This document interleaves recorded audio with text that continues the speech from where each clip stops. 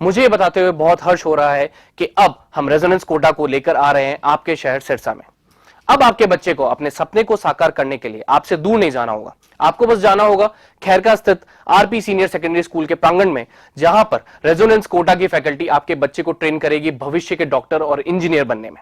सभी प्रमुख परीक्षाएं जैसे JEE main, JEE advance, NEET UG, AIIMS, international olympiad, NTSC, KVPY, CA, CS, CMA, CLAT, resonance ने गुणवत्ता और मात्रा दोनों में अच्छे परिणाम देकर खुद के लिए एक नाम बनाया है। अधिक जानकारी के लिए आप डबवाली रोड स्थित RP senior secondary school visit कर सकते हैं या कॉल कर सकते हैं नीचे दिए गए नंबर पर। अब होंगे सपने साकार। धन्यवाद। नमस्कार, मैं हूं प्रमोद और आप देखना शुरू कर चुके हैं दी सड़कनामा.com। राजस्थान चुनाव यात्रा देख रहे हैं आप। इस वक्त हम भादरा में हैं। भादरा विधानसभा के क्षेत्र का एक गांव है खचवाना और मेरे साथ विधायक हैं बलवान पुनिया। हम उनसे चर्चा करते हैं। सर, पहले तो बहुत बहुत स्वागत आपका। Thank you sir, thank you Sadaknama. क्या कुछ कहना चाहेंगे, जिस तरह से हालांकि घोषणा चुनाव की 25 को वोट डाले जाएंगे और भादरा में आपको लग रहा है किस तरह की परिस्थितियां हैं? बीजेपी ने यहाँ कैंडिडेट उतार दिया है, कांग्रेस का उम्मीदवार अभी आया नहीं है, आम आदमी पार्टी ने चुनावी मैदान में उम्मीदवार है वो उतार दिया है। क्या कुछ कहना चाहेंगे, किस तरह की जो है परिस्थितियाँ हैं वो देखी जा रही है? यहाँ मुख्यतः किसानी का इलाका है, यहाँ कोई इंडस्ट्री नहीं है।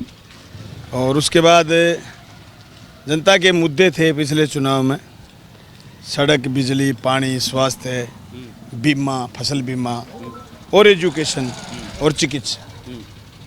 हमने सब मुद्दों पर बड़ी गंभीरता के साथ बात करी है और सिर्फ बात ही नहीं करी है, हमने काम करे हैं। शायद आप हरियाणा से या इस इधर साइड से आए हो तो आप अच्छी सड़क से आए होंगे। ये सड़कें लगातार 20 साल तक टूटी रही।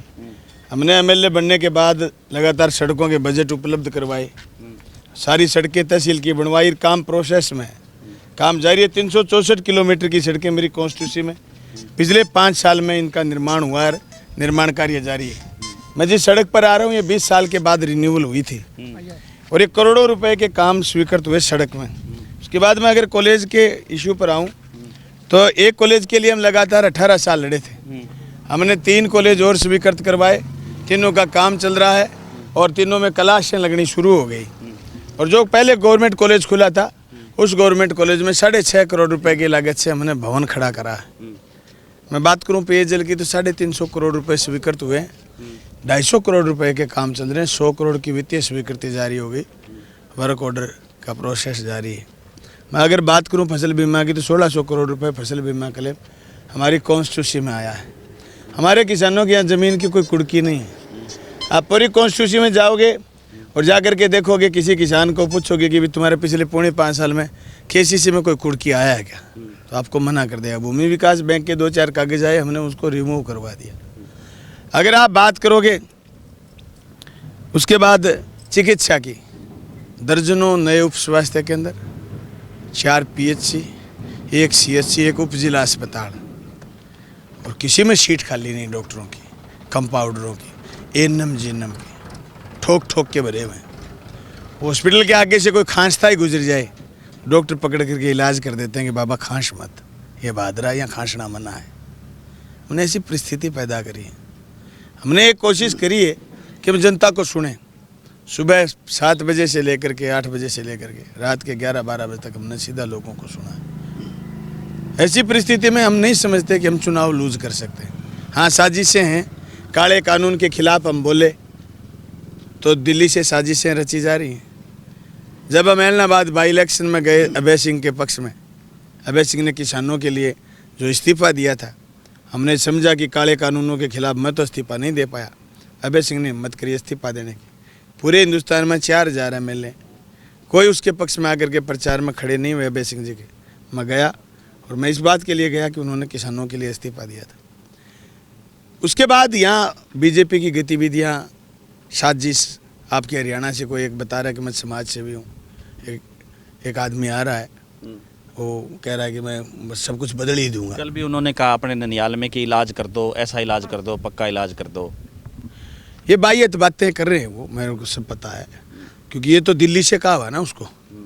इलाज नेता का तो इलाज वोट से होता है। जनता मुझे वोट देगी तो उनका इलाज हो जाएगा और उनको वोट दे देगी तो जनता का मेरा दोनों का ताबीज हो जाएगा। 2 टोल नाके हैं मेरी कॉन्स्टिट्यूंसी के जो जुबान है ना, वो टोल नहीं देते। आज से नहीं, जब मैं एमएलए नहीं था तो भी हम लड़के माफ़ करवा देते थे। रामगढ़ बैंक है, वो जितना दान करके गए ना उतना ब्याज छुटवा देता हूँ मैं किसी से। फिर मैंने 27 अंग्रेजी माध्यम के स्कूल खोले हैं। वो अकेला रामगढ़ फोक्स क्यों कर रहे हैं पता है आपको?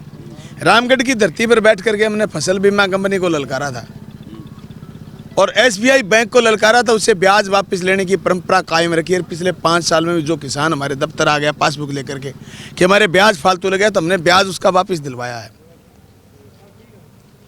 तब उनको दर्द है कि वो रामगढ़ से टारगेट करें। अगर वो इतने बड़े दानदाता तो 27 स्कूल लिस्ट में उपलब्ध करवा दूं, सब में बनाए ना बिल्डिंग। उन्होंने कहा कि कुछ लोग अड़चन डाली थी। अरे किस बात की अड़चन भाई? अड़चन हम अड़चन डालते तो तू खोरिया ही नहीं लगा सकता यार। तेरी क्या बिशात है? मैं तो नुत्ता दे रहा हूँ तेरे को, ले मांग पत्र भेजू, 26 स्कूलों के नाम भेजू, सब में बना। ये बिना काम के आज हुआ है क्या पूंजीपति? वो चौटालों का माल खा के पूंजीपति हो गया। नहीं तो मैं एमएलए हूँ, मेरी 2.5 लाख तनख्वाह थी, उसके जितनी जमीन तो मेरे भी है, फिर मैं नहीं हुआ पूंजीपति।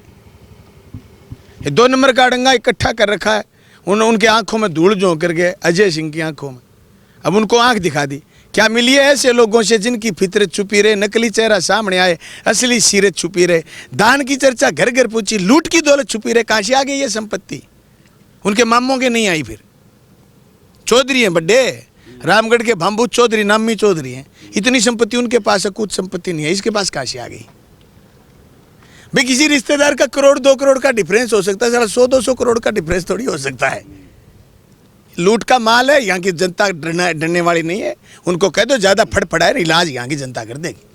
बाकी पानी को लेकर के बलवान, जिस तरह से आपका एक ड्रीम था कि हर खेत को पानी मिले, उसमें कितना लगता है आपको कि उस पर सक्सेस हो पाई? नहीं, उसमें हम ज़्यादा सक्सेस नहीं हो पाए। हिस्से का पूरा पानी अभी तक हमारे लिए बड़ा इशू है। हम विधानसभा में खूब बोले, आज भी 2.5 महीने से दिक्कत है। कल पानी 385 हुआ है। वो भी मैंने चुनाव आयोग को परसों चिट्ठी लिखी, दिल्ली तक मैंने माथा मारा। ये जो साजिश रची है वही साजिश ये पानी वाली है। CP5 CP4 हरियाणा के संपर्क बिंदु है, राजस्थान के संपर्क बिंदु 5 हमारा है, भादरा की नहरों का। साजिश करते हैं, पानी नहीं दे रहे कि पानी की वजह से बलवान से लोग खिलाफ हो जाएंगे, बलवान पुणे हार जाए। उनको तो तकलीफ इस बात से कि राजस्थान की विधानसभा में भाजपा के खिलाफ हम बोले हैं। जितने कांग्रेस के एमएलए नहीं बोले उतना मैं बोला। हम समझ रहे हैं 118 स्कूल बंद करे थे गत भाजपा के राज ने।